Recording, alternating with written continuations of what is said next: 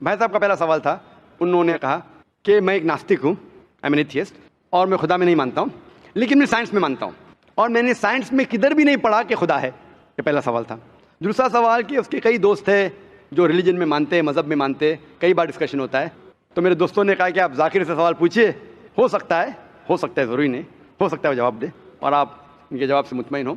तो पहला सवाल उन्होंने पूछा कि साइंस के अंदर material evidence is a must. Material evidence is a must मतलब कोई मटेरियल एविडेंस, कोई चीज़ अगर कहते हैं बुक है तो किताब, मटेरियल एविडेंस होना ज़रूरी है, वरना ये गलत है। मैं दूसरा सवाल पहले जवाब दूंगा, फिर पहले पे आऊँगा। मैं ऐसा material evidence is a must, ये साइंस कहती है। मैं भी साइंस का स्टूडेंट हूँ। आपने ये कहा कि साइंस ने साबित नहीं किया, ये आपने कहा, इस बात को मानता हूँ मैं। लेकिन ये कहना कि साइंस के अंदर material evidence is a must, it is not true, it is not true. अक्सर एविडेंस इज मस्ट, लेकिन अगर ऐसा प्रूफ है जो लॉजिकल है, मंतिक आपके दिमाग लॉजिक के हिसाब से, तो मटेरियल होना ज़रूरी नहीं है। जैसे हम जानते हैं कि स्कूल में मैंने पढ़ा था कि 3 स्टेट ऑफ मैटर है, सॉलिड, लिक्विड, गैस, बराबर। अभी हम जानते हैं कि 4th स्टेट आ गया है, कॉलेज प्लाज्मा, इंटरस्टेलर मैटर। हम कहते थे वैक्यूम, वैक्यूम मटेरियल नहीं, बड़ा वैक्यूम में मानते। तो ये ज़रूरी है, मटेरियल होना ज़रूरी है, अक्सर होना चाहिए, बट फ़र्ज़ नहीं है। लेकिन मंतिक से, लॉजिक से अगर प्रूफ कर सके ठीक है। मिसाल के तौर पे आपको अमेरिका जाना ज़रूरी नहीं मानने के लिए अमेरिका वजूद में है, अमेरिका मटेरियल है, ठीक है, ज़मीन है। आपको अमेरिका जाना ज़रूरी नहीं है, अमेरिका का फ़ोटो देखना ज़रूरी नहीं है। अगर कोई लॉजिकली प्रूफ कर चुका है, आप उसके लॉजिकल आर्ग्यूमेंट्स में मानते हैं, तो आप संतुष्ट होंगे, आपको यकीन हो जाएगा कि अमेरिका है। उसी तरीके से वैक्यूम, इसी तरीके से कितने चीज़ें हैं जो साइंस ने प्रूफ किया है विदाउट मटेरियल एविडेंस। कई चीज़ जो स्पेस और एस्ट्रोनॉमी में है वो अपने लॉजिक से प्रूफ करते हैं, जैसे so many billion of years, there is no proof, material proof. वो लॉजिक से प्रूफ करते हैं कि स्टार इतना दूर है, light travels at so and so speed, logic, it is not material evidence. आप समझे ना? बट अक्सर आमतौर पे मटेरियल एविडेंस है, लेकिन हमेशा ज़रूरी नहीं है, ठीक है ना?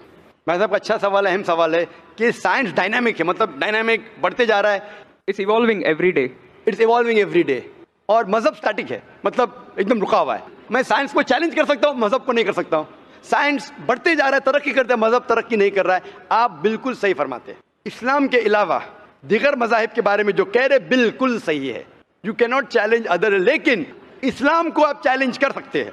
इसीलिए आप खड़े इधर, आपका यहाँ वजूद, आपका मुझसे सवाल करना सबूत है कि हम चाहते हैं कि आप इस्लाम को चैलेंज करो। इसीलिए कुरान मजीद में 332 बार कहा गया है कालू, उन्होंने कहा, उन्होंने पूछा। अल्लाह ने फरमाया कुल, उनसे कहो, मतलब सवाल जवाब का सेशन। कई सवाल लोगों ने मोहम्मद सल्लल्लाहु अलैहि वसल्लम से पूछा, सूरज के बारे में जवाब है ये। लोग ने पूछा खमर के बारे में, सूरह बकरा सूरह 219। जब उन्होंने पूछा खमर के बारे में, यानी अल्कोहल, शराब, कहो उसमें अच्छाई भी है, बुराई भी, बुराई अच्छाई से ज्यादा है, जवाब आ गया। उस वक्त अल्लाह के रसूल जब मौजूद थे, उस वक्त लोगों ने चैलेंज किया, आज भी करते रहेंगे। जहां आपका सवाल रहा कि science is advancing, religion static, कुछ बातों में मैं मानता हूं, जब आप चोटी पे पहुंच गए है, सबसे highest point in the world is which mount Everest. अब माउंट एवरेस्ट पहुंच गए, उसके ऊंचा क्या जाएंगे? स्पेस में जा सकते हैं, लेकिन धरती पे आप बोलेंगे सबसे हाईएस्ट पॉइंट पहुंच गए तो उसके आगे तरक्की करने की जरूरत ही नहीं। तो कुछ चीजें, मिसाल के तौर पे खुदा एक है, वो हकी रहेगा, कभी बदलेगा नहीं। बट कुछ आयतें कुरान की ऐसी है कि आपको कुरान मजीद में जो अरबी अल्फाज है, कुछ अल्फाज के कई मानी हैं। एक आपको एग्जांपल दूंगा, फिर आपके पहले क्वेश्चन पे आऊंगा जो बहुत अहम है कि आप नास्तिक है। मिसाल के तौर पे पहली आयत जो नाजिल हुई थी कुरान मजीद में, तो इकरा इकरा बिस्मि रब्बिकल लज़ी खलक खलकल इंसान मिन अलक, पढ़ो अल्लाह के नाम से जिसने तुम्हें पैदा किया खून के लोतड़े से।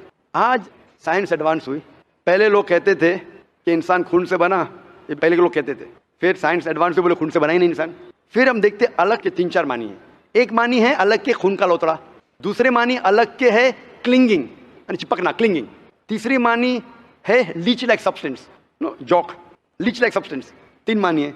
अभी साइंस जब एडवांस हुई तो कुरान में लिखा है फस्अलू अहल ज़िक्री इन कुंतुम ला तालमून, सूरह नंबर 16 आयत नंबर 43। इसमें लिखा है अगर आपको नहीं पता उनके पास जाओ जो इस फील्ड के माहिर है, भले गैर मुस्लिम है। तो कुछ अरबों ने तकरीबन 30 साल पहले इसका ट्रांसलेशन लेके गए प्रोफेसर कीथ मूर के पास, जो एम्ब्रियोलॉजी के मैदान में उस वक्त नंबर 1 था दुनिया में। He was head of the department of anatomy in university of Toronto. उनके पास जब तर्जुमा लेके गए काफ़ी आयतों के, बोले अक्सर चीज़ें जो कुरान मजीद में एम्ब्रियोलॉजी के बारे में लिखी है 100% सही है, और कई चीज़ें अगर आप मुझे 30 साल पहले पूछते तो मुझे खुद पता नहीं था, लेकिन एक चीज़ इसमें से अब भी मैंने कहता हूँ सही है, ये भी नहीं कहता हूँ गलत है, क्योंकि खुद भी नहीं जानता हूँ। एक चीज़ थी आयत, इकरा बिस्मि रब्बिकल लज़ी खलक़ खलक़ल इंसान मिन अलक़, कि पढ़ो अल्लाह के नाम से जिसने तुम्हें पैदा किया एक अलका से, लीच लाइक सब्सटेंस। मुझे पता नहीं कि जब बच्चा पैदा होता है शुरुआत में इन द एम्ब्रियोलॉजी के स्टेज, एम्ब्रियोलॉजी एक साइंस का मैदान है, मेडिसिन का सब्जेक्ट है। मतलब जब बच्चा जब पैदा होता है अपनी माँ की कोख में, पेट में जो मरहले रहते हैं, the stages of human development in the mother's womb is called embryology. तो प्रोफेसर कीथ मोर ने कहा मुझे नहीं पता कि बच्चा जब शुरुआत में जब माँ के पेट में रहता है एम्ब्रियोलॉजी के स्टेजेस वो लीच जैसा लगता है। तो क्या किया उसने, माइक्रोस्कोप में, पावरफुल माइक्रोस्कोप में जाके देखा। इनिशियली वो छोटा रहता है, you can't see with any kid, आप आपके आंख से नहीं देख सकते। और उसने कंपेयर किया जोक के फोटोग्राफ से, लीच के फोटोग्राफ से कंपेयर किया, और वो चौंक गया कि बिल्कुल यकसा है। उस वक्त हमें पता नहीं था, पता लगता है कि कुरान की आयत इकरा बिस्मि रब्बिकल लज़ी, उस वक्त हम तर्जुमा करते थे खून का लोतरा, खून का लोतरा। पहले लोग यकीन करते फिर बोलते तो गलत है, खून का लोतरा तो है ही नहीं, कुरान गलत है। अब पता चला वो खून का लोतरा उसकी मानी नहीं थी, मानी थी लीच लाइक सब्सटेंस। जब और तहकीक के पता चला कि जब बच्चा अपनी माँ के पेट में रहता है यूट्राइन वॉल को क्लिंग करता है, it clings to the uterine wall, clinging work भी हो गया। थर्ड हमें पता चला कि माँ के पेट में जो बच्चा रहता है वो it act like a leech, blood sucker, वो माँ के जरिए खून हासिल करता है, लाइक अ ब्लड सकर। 3 मानी सही हो गए। आज ये भी पता चला कि पहले चंद हफ्तों में ब्लड खून सर्कुलेट नहीं होता है और दिखने में वो खून का लोतरा लगता है। जो हम समझते थे 20 साल पहले खून का लोतरा गलत तर्जुमा है, आज पता लगता है कि चारों तर्जुमे सही है। खून का लोतरा भी सही है, वो चिपकता है clings to the uterine wall वो भी सही है, वो जॉक लीच जैसा दिखता है वो भी सही है, लीच जैसा बिहेव करता है वो भी सही है, चारों सही है। हमें यकीन है कि अल्लाह खुदा हमारा ईश्वर, आप मानेंगे नहीं ईश्वर में अभी, वो इसलिए पहले सवाल का जवाब पहले देखता और अच्छा होता था, वो सबसे बेहतरीन साइंटिस्ट है, मैं उसके ऊपर आऊँगा। तो ये कहना कि तरक्की नहीं कर रहा है कुछ बातों में जहां हम पहुंच चुके हैं चोटी पे, ये कहना इस तरीके से साइंस में भी, साइंस से हार्ट पंप्स ब्लड, कभी भी चेंज नहीं होंगे। कितनी भी साइंस तरक्की करे, हमको हार्ट के बारे में और चीज पता लग सकती है, उसके 4 चेंबर्स है, हर चेंबर के वॉल्व है, वेंट्रिकल है, और लेकिन ये चीज कि हार्ट पंप्स ब्लड, दिल खून को पंप करता है, कभी भी नहीं बदलेगा। सही क्या नहीं? मैं डॉक्टर हूं, तब ये हक है, अल्लाह है कि कभी भी नहीं बदलेगा कुछ चीज। तो ये कहना कि साइंस हमेशा तरक्की कर रहा है गलत है। जब भी चोटी पे नहीं पहुंचा उस चीज में तरक्की कर रहा है, जब भी चोटी पे नहीं पहुंचा उसमें तरक्की कर रहा है, जब भी चोटी पे पहुंच गया जिस बात पे कभी भी नहीं बदलेगा। आज साइंस कहती है बिग बैंग के बारे में कि हमारी यूनिवर्स एक थी फिर एक धमाका हुआ, वो कभी भी नहीं बदलेगा। ये हो सकता है कि हमें और नॉलेज मिलेंगे, धमाका कैसे हुआ, क्या हुआ। तो जितने बाकी थियोरीज थे about the universe creation, steady state is proved wrong, जब स्टीफन हॉकिंस ने प्रूफ किया, इसमें कोई राय नहीं। ये हो सकता है कि और हमें इंफॉर्मेशन मिल सकती है किस तरीके से बैंग हुआ। तो इस तरीके से कुछ चीज साइंस हक है, कभी भी नहीं बदलेंगी, कुछ चीज बदल सकती है। तो मैं जब कुरान और साइंस के बारे में बात करता हूं, उस चीज के बारे में बात करता हूं विच द साइंटिफिक फैक्ट कभी भी नहीं बदलेंगे। मैं आपके पहले सवाल पे आऊंगा, अभी पहले सवाल पे आऊंगा, फिर हो सकता है तीसरे चौथे का जवाब मिल जाए। आपने कहा कि आप नास्तिक है, कहा था नहीं, एथियस्ट है। भाई साहब मैं आपको कॉन्ग्रेचुलेट करता हूं, मैं आपको मुबारकबाद देता हूं कि आप नास्तिक है। आप सोचते होंगे क्यों मैं मुबारकबाद दे रहा हूं आपको, सोचते होंगे ना कि ये जाकिर से सवाल पूछ रहा हूं, उसकी मेन जड़ को काट रहा हूं और मुबारकबाद दे रहा हूं, सोच रहेंगे ना, सोच रहे नहीं? क्यों मुबारक? मैं आपको बोलता हूं, अक्सर लोग दे डू ब्लाइंड बिलीफ, अंधविश्वास। वो हिंदू है क्योंकि उसके वालिद हिंदू है, वो क्रिश्चियन है, ईसाई है क्योंकि वालिद ईसाई है, और कई मुसलमान है क्योंकि उनके वालिद मुसलमान है। They are doing blind belief, वो अंधविश्वास कर रहे हैं। आप एक अल्हम्दुलिल्लाह इंटेलिजेंट शख्स है, माशाअल्लाह, साइंस पे यकीन करते। आप सोच रहे आपके वालिद शायद मानते होंगे खुदा में, होंगे क्या नहीं? मानते हैं क्या नहीं? आपके वालिदैन मानते क्या नहीं? वो एग्नोस्टिक है। एग्नोस्टिक है। और आपके परदादा? वो भी एग्नोस्टिक थे। और उनके परदादा? वो रिलीजियस थे। रिलीजियस, कोई भी मानते थे ना, परदादा। आपके परदादा मानते थे, लेकिन आप अब ये करते, आप लेकिन जानते तो होंगे आपके दोस्त जब बात करते मजहब के बारे में, ईश्वर के बारे में, उनका इल्म तो आपको होगा कि नहीं कि मेरे हिंदू दोस्त किस भगवान में मानते, इल्म तो है। आप सोचते ऐसा भगवान जो खुद कुछ काम नहीं कर सकते, दूसरे भगवान की मदद लेता है, आप सोचते होंगे ना, और ये कैसा भगवान है?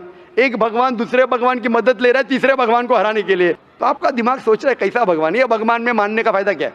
तो मैं आपको कॉन्ग्रेचुलेट करता हूं, मुबारकबाद देता हूं, क्योंकि आपने हमारे इस्लाम का, हमारे ईमान का, हमारे शहादा का पहला हिस्सा कहा, ला इलाहा, देयर इज नो गॉड, कोई भगवान नहीं। आप समझे ना?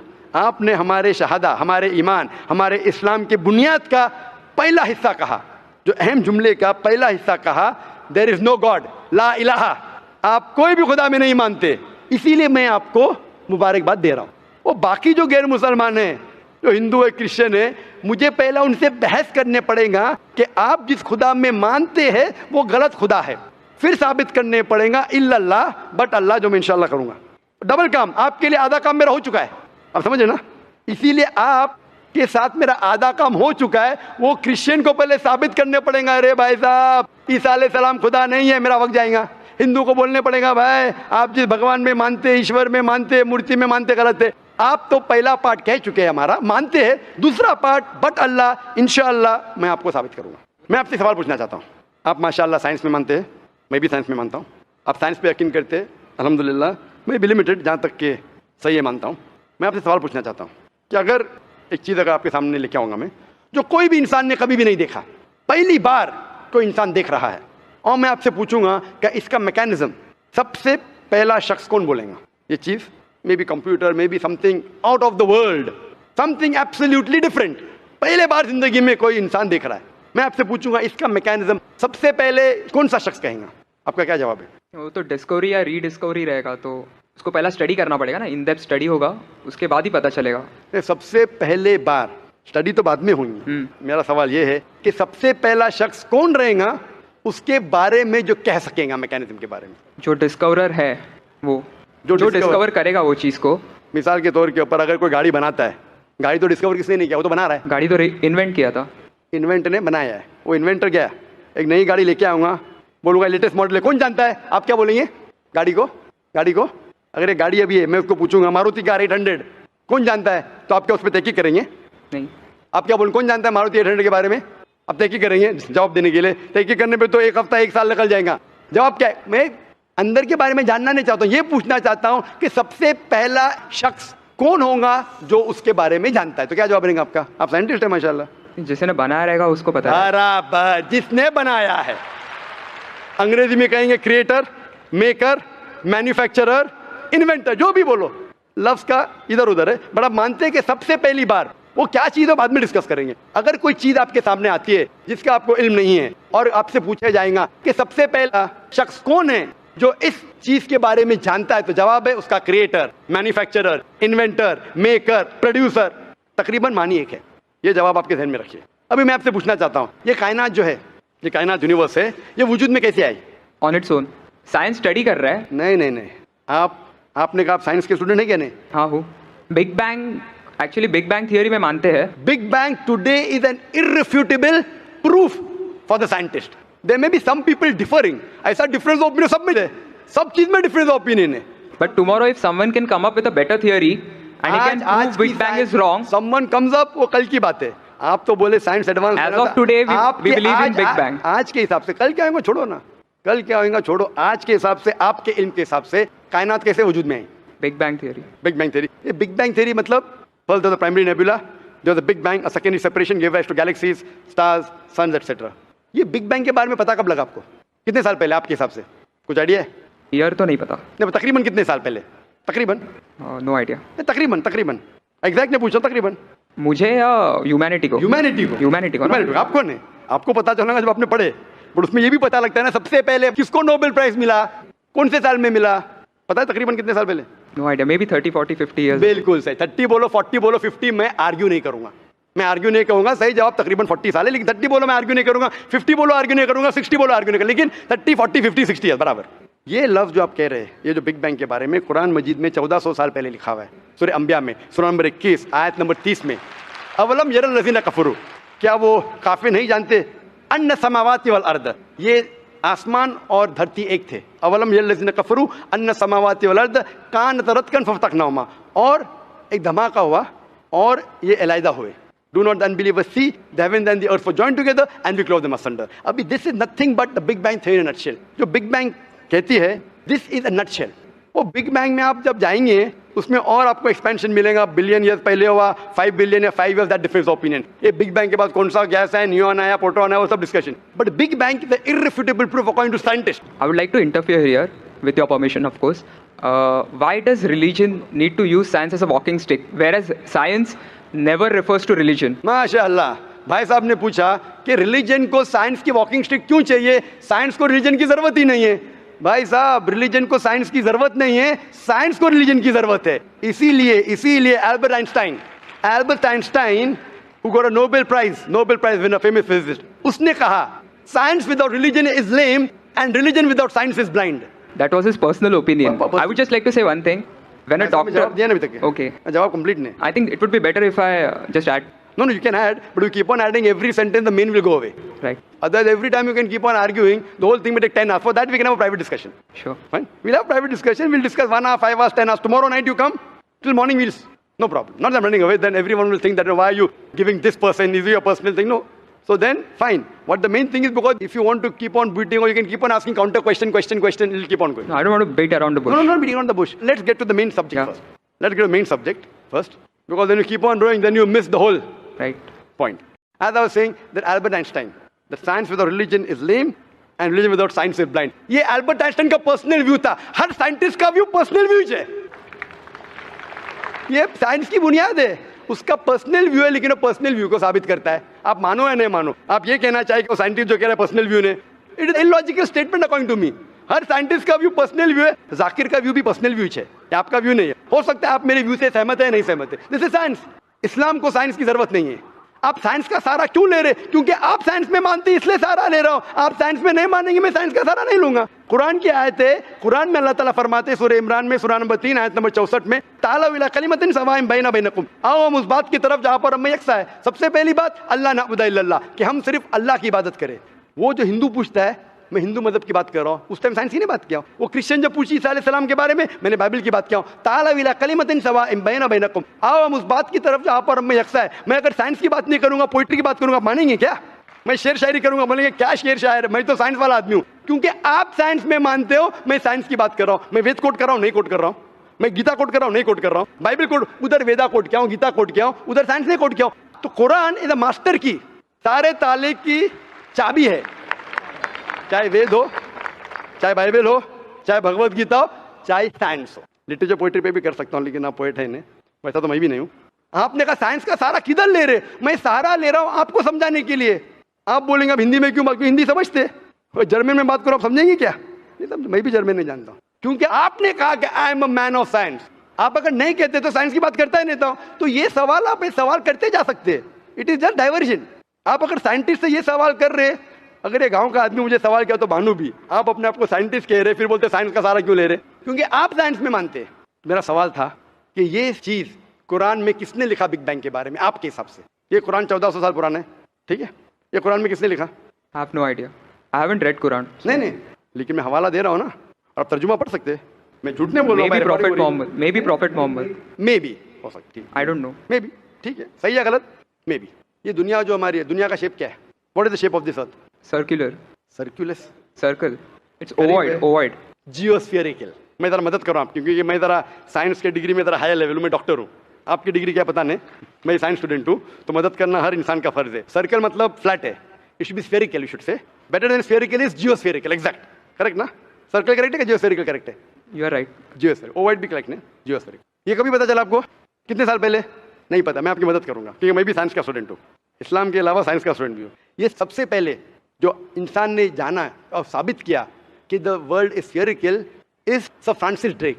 सन 1577 में जब दुनिया के गोल वो सेल किया, उसने साबित किया कि दुनिया गोल है.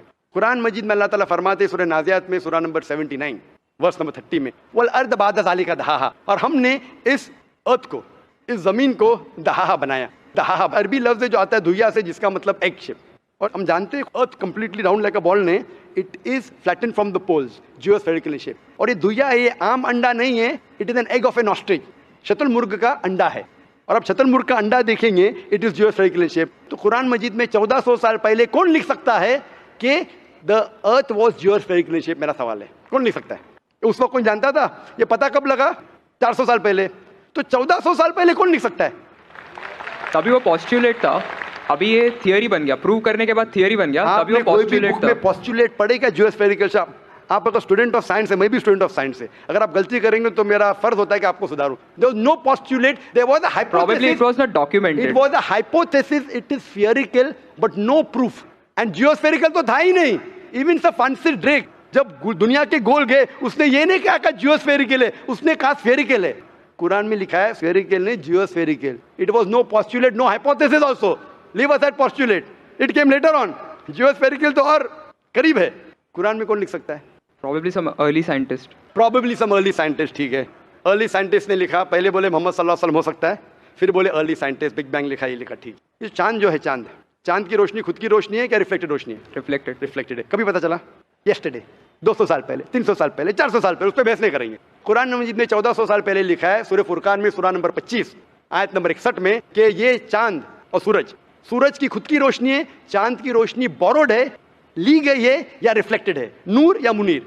तो कौन कुरान में लिख सकता है कि ये चांद की रोशनी खुद की रोशनी नहीं है, बोरोड रोशनी है, रिफ्लेक्टेड है? पहले हर इंसान समझता था कि चांद की खुद की रोशनी है, कोई भी हाइपोथेसिस भी नहीं था, बराबर ना? ये हाइपोथेसिस भी नहीं था 1000 साल पहले कि चांद की रोशनी खुद की है। स्फेरिकल था, मैं जानता हूं, पीपल ऑफ पाइथागोरस ने कहा था। चांद के बारे में तो किसी ने भी नहीं कहा। कौन लिख सकता है कुरान में 1400 साल पहले कि चांद की रोशनी खुद की नहीं है, ली गई है, बोरोड है, रिफ्लेक्टेड है? कौन लिख सकता है? Stick to my earlier answer. क्या आंसर है? Some scientist. पहले बार साइंटिस्ट, सेकंड बार साइंटिस्ट, थर्ड। लेकिन ये साइंटिस्ट ने जब जाना दुनिया से, कहा क्यों नहीं? Because those times were those. अगर साइंटिस्ट ने कहा, आपकी साइंस की किताब में क्यों नहीं लिखा है? 1400 साल पहले आपके साइंस ने किताब में बिग बैंग क्यों नहीं लिखा? आपके साइंस की किताब में वर्ल्ड इज जियोस्फेरिकल क्यों नहीं लिखा है? मेरी साइंस की किताब में भी नहीं लिखा है, मेरी साइंस की किताब में भी नहीं लिखा है कि 1400 साल पहले चांद की रोशनी खुद की रोशनी नहीं है। क्यों नहीं? तो आपका ये आर्गुमेंट के साइंटिस्ट ने कहा एक बार तो होगा, 2 बार तो चलेगा, तीसरी बार भी माफ किया। अभी चौथी चीज पूछता हूं मैं, चौथी चीज पूछता हूं कि हम जब पढ़े स्कूल में, आपने स्कूल कब पास किया? 2002। मैंने पास किया 1982 में, आपने 20 साल बाद पास किया। मैं जब क्या पढ़ा बोलूंगा, आप क्या पढ़ा आप मुझे बोलना। जब मैं 1982 में स्कूल पास किया तो मैंने पढ़ा कि चांद और सूरज, they are revolving but they are rotating about their own axis. आपने क्या पढ़ा स्कूल में? चांद और सूरज रोटेट कर रहे एक्सिस के ऊपर, क्या नहीं? हाँ, लेकिन मैंने पढ़ा नहीं कर रहे।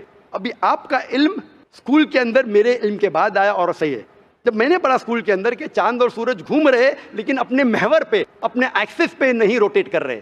लेकिन कुरान मजीद की आयत है सूरह अंबिया सूरा नंबर 21 आयत नंबर 33 में, हुवल्लज़ी खलक़ल लैल व नहारा, उसने है जिसने बनाया रात और दिन, व शम्स वल कमर, सूरज और चांद, कुल्लुन फी फलकी यस्बहून, ये घूम रहे हैं, रिवॉल्व कर रहे और अपने महवर पे रोटेट भी कर रहे। तो मैंने पढ़ा ये स्कूल के अंदर, मेरे कुरान में दोनों टकराव है, तो मैं इधर चौंक गया। मैं मुस्लिम भी था और साइंस का स्टूडेंट, चौंक गया। अभी साइंस तस्लीम करती है, आपने भी पढ़ा कि सूरज और चांद रोटेट करते। तो जब मैं स्कूल में था मेरी साइंस टीचर ने कहा रोटेट नहीं करती है, आपकी साइंस टीचर ने कहा करती है। यानी अभी 20 साल 30 साल पहले पता चला, बिल्कुल सही। तो किसने लिखा ये 1400 साल पहले इस कुरान मजीद में कि सूरज और चांद घूमने के अलावा अपने महवर पे घूम रहे, दे आर रोटेटिंग? एक गुमनाम साइंटिस्ट, इसने इल्म हासिल। साइंटिस्ट का मतलब वो जो तहकीक करता है और साबित करता है। किसी ने भी 1400 साल पहले साबित ही नहीं किया। क्या आपने पढ़ा स्कूल के अंदर क्या 1400 साल पहले साबित हुआ ये? तो कैसा कह सकते हैं साइंटिस्ट? आपका आंसर साइंटिफिक है? बिल्कुल साइंटिफिक नहीं है। आपका आंसर लॉजिकल भी नहीं है। आप समझ रहे ना? खाली एक assumption है। assumption है। साइंस का assumption में मानता है, if the assumption can be proved it is right, otherwise it is wrong. Right. If you have an assumption, आप जानते होंगे इसके बारे में, जब Albert Einstein theory of relativity जानते हैं आप? उन्होंने जब थ्योरी ऑफ रिलेटिविटी दुनिया से कहा, ये भी कहा 6 तरीके, this 6 things you can prove my theory wrong. उन्होंने बताया कि इस थ्योरी को गलत साबित करना है, ये 6 चीज करो और मेरी थ्योरी गलत साबित हो जाएंगी। That mean that's called as a falsification test. उसको कहते हैं अच्छा साइंटिस्ट। आपके assumption में कुछ है क्या फॉल्सिफिकेशन टेस्ट? पूरा फॉल्स है, टेस्ट ही नहीं है।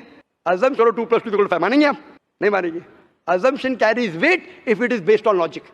कुरान में अब भी फॉल्सिफिकेशन टेस्ट है। आपको कुरान को गलत साबित करने का है, एक इख्तिलाफ लगाओ, take out a single contradiction in the Quran and the Quran will be proved wrong. 1400 साल से न किसी ने किया न कभी कोई करेगा। कुरान की आयत है सूरह बकरा सूरा नंबर 2 आयत नंबर 23 और 24 में कि ये कुरान अल्लाह ने अपने पैगंबर मोहम्मद सल्लल्लाहु अलैहि वसल्लम को दिया, और एक चैलेंज है कि आप कुरान में से एक सूरा जैसा पेश करो, एक सूरा जैसा पेश करो। कितने लोग ने कोशिश किया, ना कभी कोई कामयाब ना कभी रहेगा। कितने फॉल्सिफिकेशन जैसे मेरे तकरीर सुन सकते हैं आप। इसी तरीके से कुरान में लिखा है वाटर साइकिल जो बना 48 कहता है। कुरान में कई आयतें water cycle, how does the water rise, go into cloud, falls into ocean, fall down, कई जगह पे कहा गया है। कुरान मजीद में कहा गया है सूरह लुकमान में सूरा number 31 verse number 29, in surah Rum chapter number 30 verse number 48, in surah Hijr chapter 15 verse number 22, it's mentioned in surah Muminun chapter number 23 verse number 18, in surah Noor chapter number 24 verse number 43, in surah Araf chapter number 7 verse number 57। I can keep on